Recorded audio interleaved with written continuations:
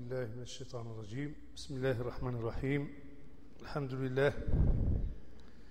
الحمد لله نحمده تعالى ونستعينه ونستغفره ونستهديه ونعوذ بالله من شرور أنفسنا وسيئات أعمالنا.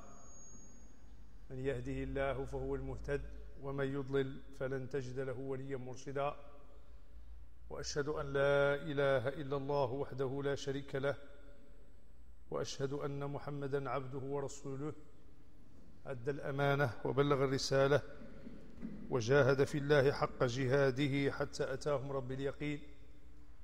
اللهم اجزه عنا وعن أمتنا خير ما جازيت به رسولا عن أمته ونبيا عن قومه، آمين يا رب العالمين. أيها الأحباب الكرام، نحمد الله سبحانه وتعالى أن مد في أعمارنا حتى أدركنا هذا الشهر العظيم، هذه الفرصة التي أكرمنا الله سبحانه وتعالى بها لنزداد إيمانا ونزداد تقوى ونزداد صلاح. فالمؤمن ينبغي أن يحمد الله تعالى على هذه النعمة، وأن يدعو الله سبحانه وتعالى أن يوفقه لحسن الصيام ويوفقه لحسن القيام. فمن فاز بهذين الأمرين فاز بخير كثير. ففي الحديث الذي رواه البخاري في صحيحه عن أبي هريرة رضي الله عنه قال رسول الله صلى الله عليه وسلم: من صام رمضان إيمانا واحتسابا غفر له ما تقدم من ذنبه، ومن قام ليلة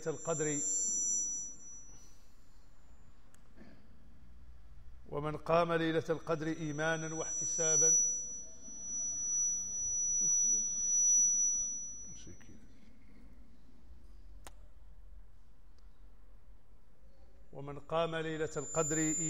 واحتسابا غفر له ما تقدم من ذنبه. ففي هذا الحديث الجليل النبي صلى الله عليه وسلم يبين ما للصائم المحتسب عند الله عز وجل من الأجر ومن الثواب، وأنه يغفر له خطاياه. وشيء جميل أن يجد الإنسان سببا تغفر به خطاياه فيتخلص من ذنوبه. إن الإنسان لا يتخلص من الذنوب دياله ما بقي فهو ربح، لأن ديك الساعة أي عمل صالح أي حسنة عنده ستكون سببا لنجاته عند الله تعالى. فلما قال النبي صلى الله عليه وسلم: من صام رمضان، هذه الصيغة كتعم الجميع، من صامه، يصدق على الرجل ويصدق على المرأة. إذن فهو خطاب عام يشمل جميع من وفقه الله تعالى لهذا الصيام. من صام هذا الصيام ولكن إيمانا به،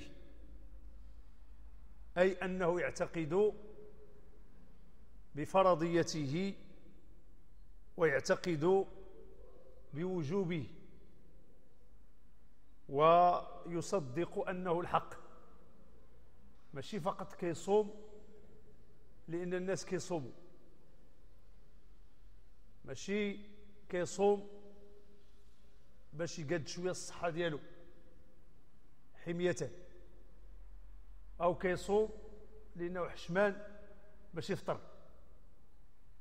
يعني الحديث هنا كينبهنا بأن هذه العبادة خصنا نقدوا فيها النية، نفعلها لأنها أمر من الله تعالى، ولأنها فرض من فرائض الإسلام، ولأنها ركن من أركان الدين، ولأنها عبادة نتعبد الله تعالى بها.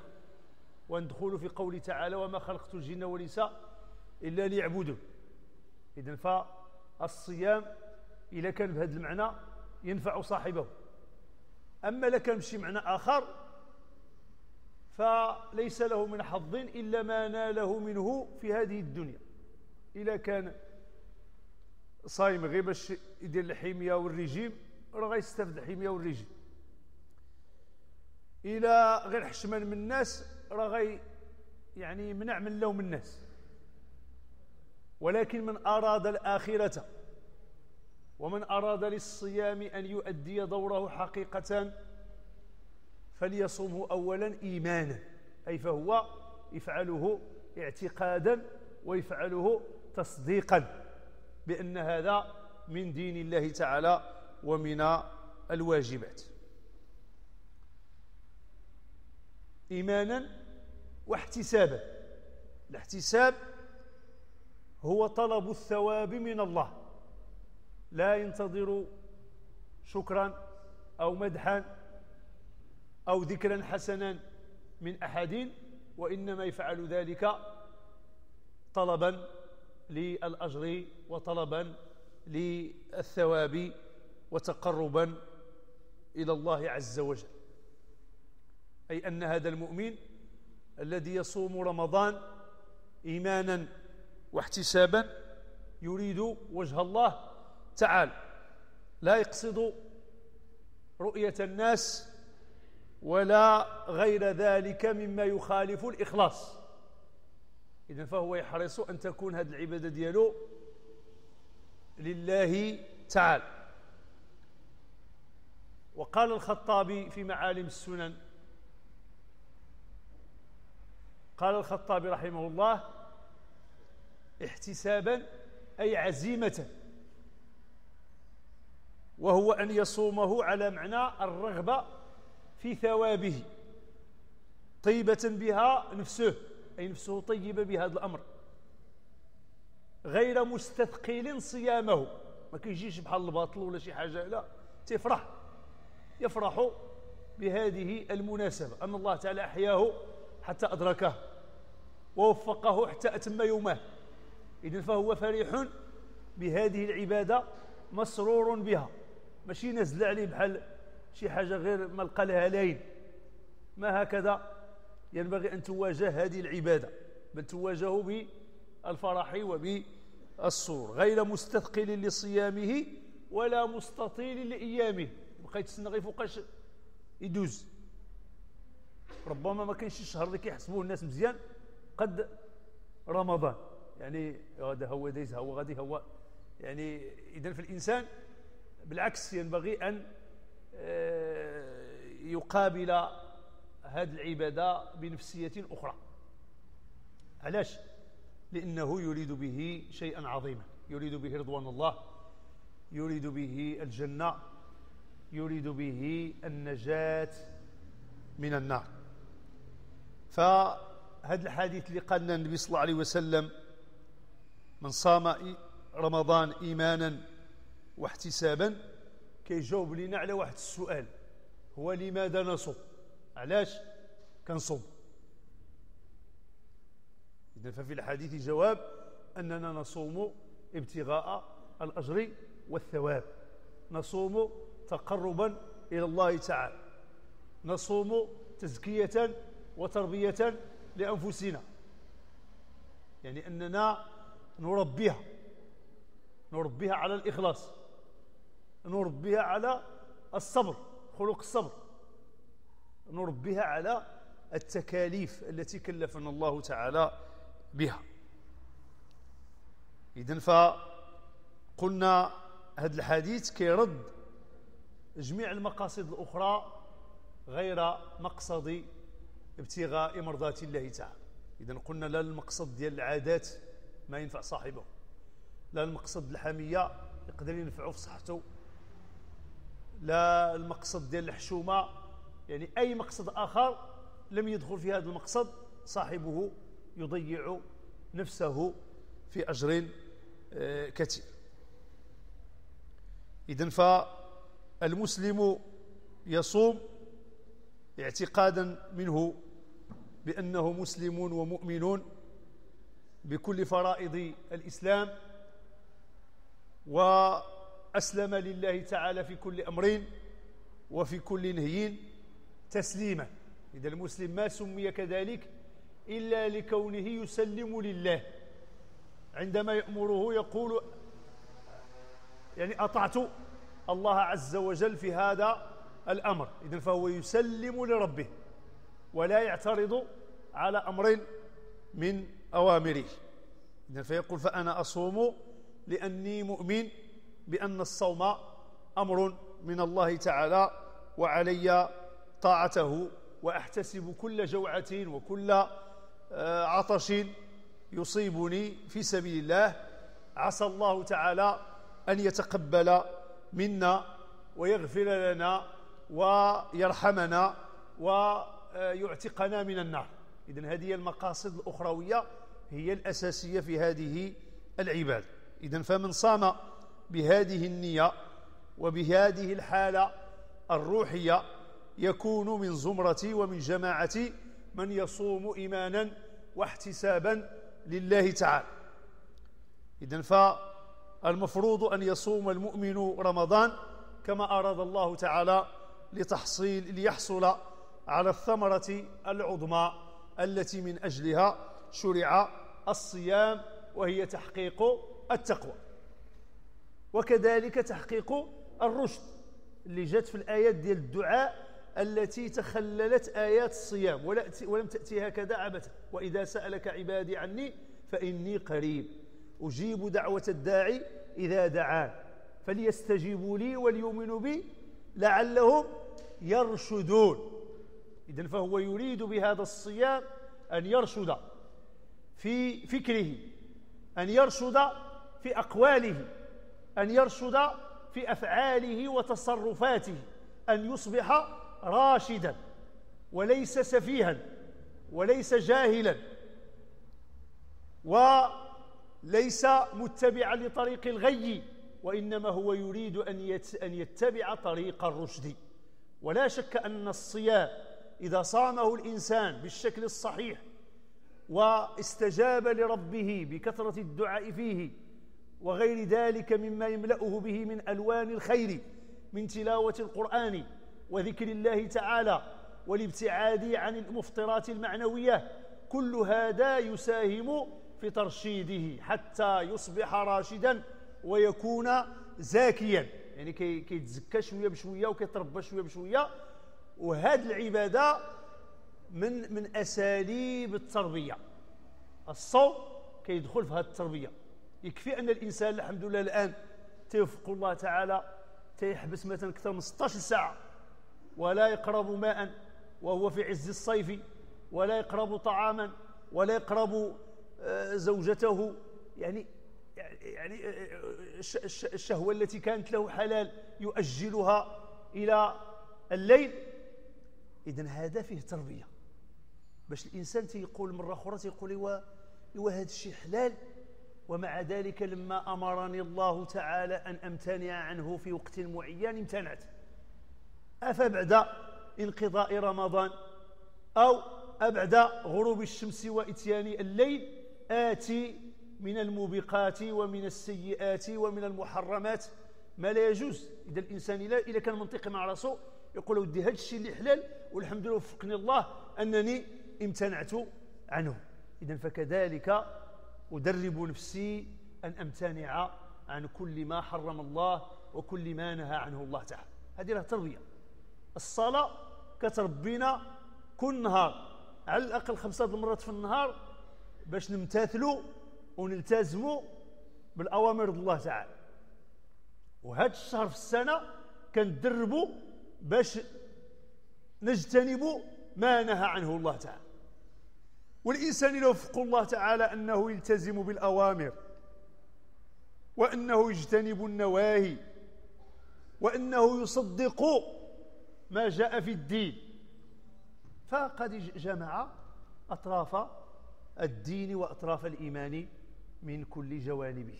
هذا هو المقصود ديال هذه العبادات، باش ندربوا الإنسان كل نهار كيستجب حي على الصلاة حي على يكون لبيك اللهم لبيك، ويأتي إلى الصلاة ويأتي المسجد. إذن كذلك هذا الصيام يدربون أن نمتنع عن ما نهى عنه الله تعالى. إذا المفروض كما قلنا تحقق فينا هذه الصفة ديال التقوى، والتي كما تعلمون يعني عندها معاني كثيرة، منها ما ذكره السلف بأنه مثلا الخوف من الجليل، الإنسان كيخاف الله تعالى، هذا من التقوى. منها العمل بالتنزيل، أن هذا القرآن اللي نزل خصنا نقول ودي شنو كنطبق منه، شحال كنطبق منه أنا. العمل بالتنزيل، شحال كنطبقوا في الحياة ديالنا الفردية، شحال كنطبقوا في الأسر ديالنا، شحال كنطبقوا في المجتمع ديالنا، شحال كنطبقوا في الدولة ديالنا، وهكذا. العمل بالتنزيل. ثم القناعة بالقليل، الرضا بداك الشيء اللي قدر الله تعالى. الإنسان تيدير السبب بحاله بحال الناس، ولكن داك الشيء اللي وصل له بالحلال تيقول الحمد لله، الحمد لله، لأنه كيآمن بأن هذاك القليل اللي حمد الله تعالى عليه سيزيده من فضله. ومن الزيادة أن يبارك له فيه، وخا هو قليل ولكن الله تعالى كيجعل عليه البركة.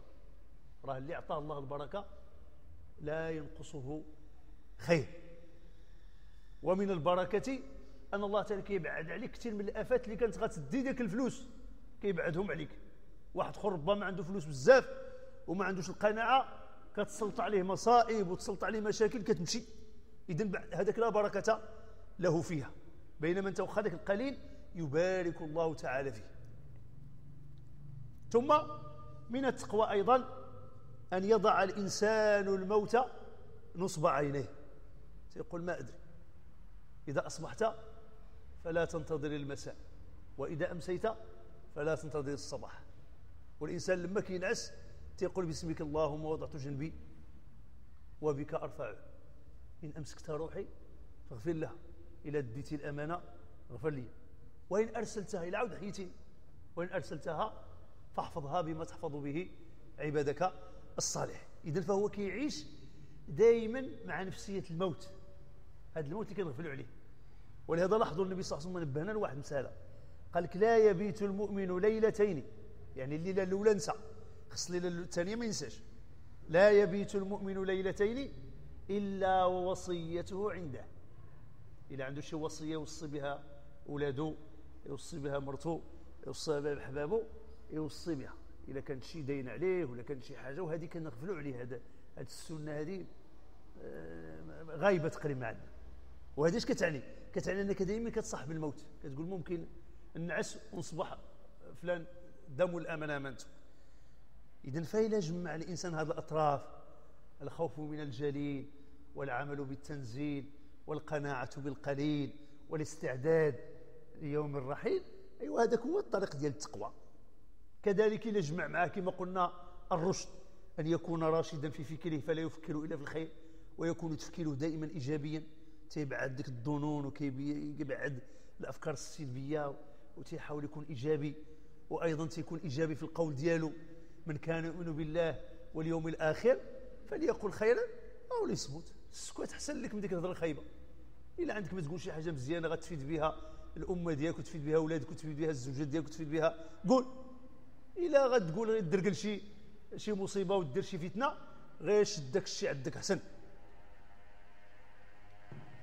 ثم الإنسان يرشد سلوكه، وهذاك الترشيد هو يكتسب،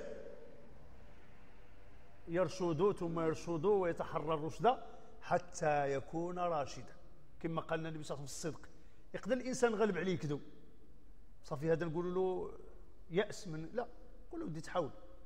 ولا يزال الرجل يصدق ويتحرى الصدق حتى يكتب عند الله صديقا. شحال الأخلاق ما عندناش ولكن يمكننا نكسبوها.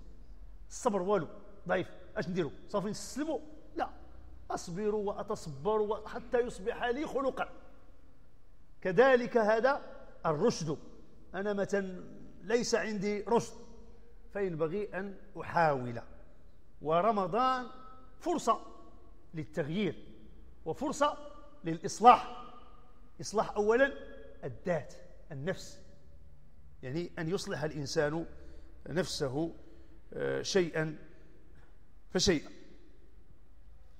إذن فليس المقصود من الصيام هو أن نتعب أنفسنا فنجوع ونعطش بامتناعنا عن تناول بعض الملذات المباحة، إنما المقصود هو تحقيق هذه التقوى التي قال الله تعالى فيها: يا أيها الذين آمنوا كتب عليكم الصيام كما كتب على الذين من قبلكم لعلكم تتقون. إذن هذا الصيام كيجمعنا مع الأمة كلها، وكيجمعنا حتى مع الأمة اللي فاتت، كاع المسلمين من آدم حتى لدابا كان عندهم شي عبادة سميتها خلاص.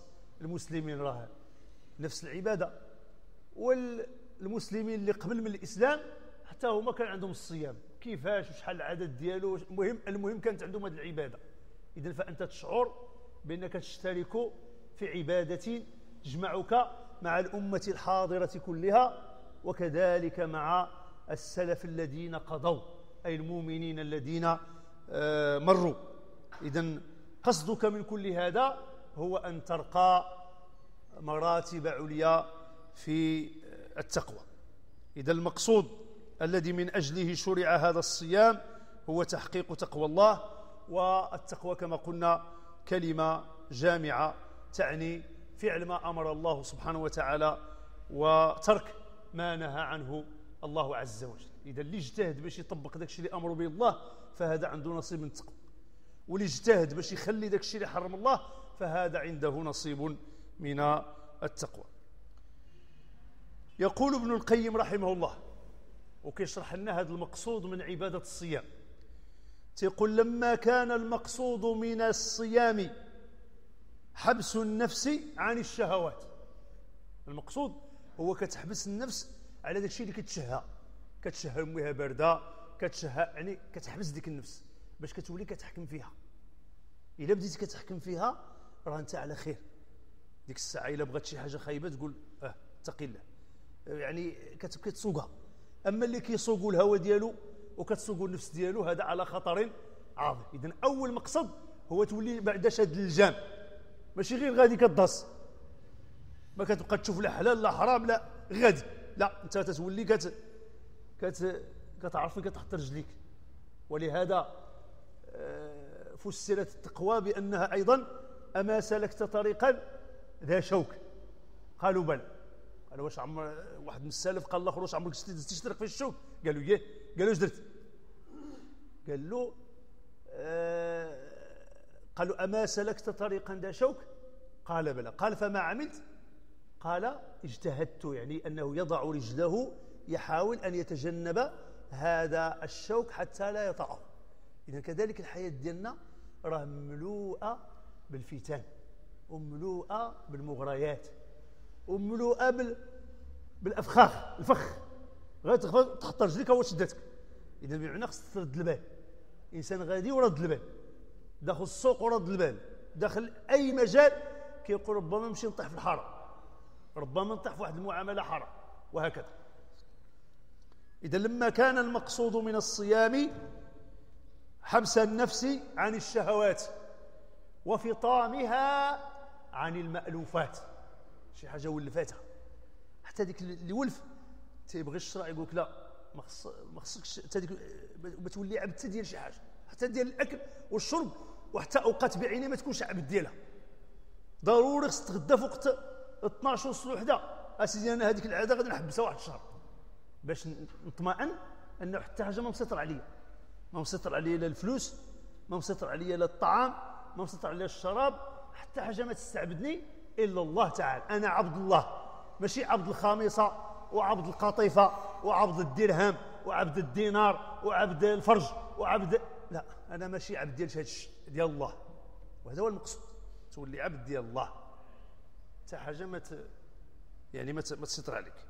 وفطامها من المألوفات وتعديل قوتها الشهوانيه. اذا انت تتقاد شويه ديك الغرائز لتستعد لطلب ما فيه غايه سعادتها ونعيمها. اذا باش هادشي كله، باش تستعد هاد النفس هذه باش تمشي لما هو أحسن لها، يعني في رضوان الله تعالى فتنال السعادة. وقبول ما تزكو به مما فيه حياتها الأبدية. إذا كتقلب أنت على الأبقى وكتضحي بشي شوية من شي حاجة في هذه الفانية. ويكسر الجوع والظمأ من حدتها وسورتها، ويذكرها بحال الأكباد الجائعة من المساكين. إذا تيقول لك من المقاصد الصوم أيضا كيبدا يقرصك الجوع باش كتحس فعلا بالناس مساكن اللي مخصوصين. أما بلا هذا القريص هذا واخا يبداو يخطبوا عليك الناس ويقول لك راه كاين الفقراء، راه كاين ما كيلقى ما ياكل، ما كتحسش بها. ولكن لما يقول راه بصح كاين قوم آخرين يحتاجون إلى عطفه ويحتاجون إلى آخره. وتضيق مجاري الشيطان من العبد بتضييق مجاري الطعام والشراب. يعني أنها عندها واحد الدور أن النفس تسمو أكثر، وتحبس قوى الأعضاء عن استرسالها لحكم الطبيعة فيما يضرها في معاشها ومعادها. يعني أن هذا الصيام يعني كيجعلك تتحرر من ديك الطبيعة الغريزية اللي خاضعة لها الحيوانات. انت كتقول ودي انا انسان، انا كنقدر ناكل فاش نبغي ناكل، نشرب فاش نبغي نشرب، فاش نبغي نحبس غنحبس. يعني بمعنى كتولي كتحكم في النفس ديالك.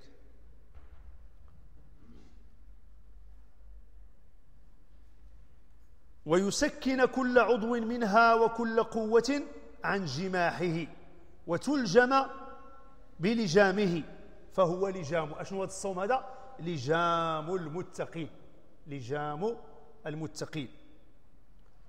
وجنة المحاربين. شنو هي الجنة؟ هو ذاك اللي كيديروا ديك الخوذة اللي كيديروا المحاربين شحال ديال القدام باش ما تجيش فيه شي ضربة للراس. يعني المحارب يأخذ جنة باش كيوقاية. إذا في الصوم أيضا كيعطيك واحد الدرع وواحد الحماية ضد الشهوات وضد الغرائز وغيرها. فهو لجام المتقين وجنة المحاربين ورياضة الأبرار والمقربين. رياضة روحية، رياضة نفسية. علاش الناس كيلعبوا الرياضة؟ باش تقوى الأجسام ديالهم، باش تقوى العضلات ديالهم. هو كذلك هذيك الروح اللي عندنا وهي السر في الإنسانية ديالنا كتحتاج حتى هي الغذاء، وكتحتاج الوقاية، وكتحتاج الدواء، وكتحتاج للرياضة. حنا للأسف الشديد شغلنا وهمنا وكنفكروا فيه هو الجسم باش يكون نظيف وتكون الوقاية وتكون الرياضة ويكون الغذاء، والغذاء يكون متوازن، البروتينات، يعني المواد الأخرى إلى آخره التي تنفع، في حين أننا نغفل عن هذه الروح. ما الذي يقويها؟ ما الذي ينعشها؟ ما الذي يداويها؟ إذن هذه الروح ما دامت سر عند الله تعالى فخصنا نستمعوا لله عز وجل ونستمعوا النبي صلى الله عليه وسلم لما كيوصف لنا الدواء ديالها ووصف لنا الغذاء ديالها. إذن هذه الروح بها نكون آدميين. يسألونك عن الروح قل الروح من أمر ربي وما أوتيتم من العلم إلا قليلا. أقبل على النفس واستكمل فضائلها، أنت بالروح لا بالجسم إنسان. ما تسحبش راسك راك إنسان بداك الجسد، وإلا هذاك الجسد هو الجسد. لما كتخرج الروح كيبقاو الناس يعطيو شي قيمة لذاك الجسد، يعجلون بأن يواروه في التراب. صافي ما بقى فيه نفع. باش انت عندك النفع هو من ديك الروح. إذن ديك الروح للأسف الشديد نحن نهملها. إذا لا بد من العناية بها، العناية بها بأن نمنع عنها ما يضعفها. الله أكبر.